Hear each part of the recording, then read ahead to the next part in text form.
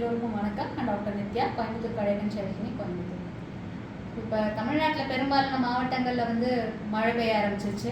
So மழை அப்படின்னா நமக்கு ஃபஸ்ட்டு ஞாபகம் வருது சூடா பஜ்ஜி, போண்டா, காஃபி தான். ஆனால் மழை வந்ததும் நம்ம ஞாபகம் வச்சுக்க வேண்டிய இன்னொரு முக்கியமான விஷயம் இருக்குது. அது என்னென்னு கேட்டிங்கன்னா டெங்கு. ஏன்னு கேட்டிங்கன்னா ஸோ மழை வந்துருச்சு, மழை தண்ணி அங்கங்கே தேங்கும். நமக்கு ஆல்ரெடி எல்லாருக்குமே தெரிஞ்ச விஷயம்தான்.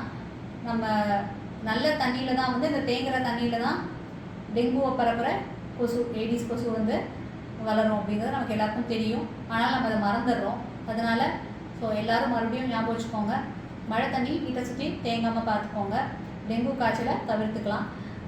இதில் பிரச்சனை என்னென்னு கேட்டிங்கன்னா டெங்கு வந்து எல்லாருக்கும் ஒரே மாதிரி வராது. சில பேருக்கு அது ரொம்ப மைல்டாக கூட போயிடும்.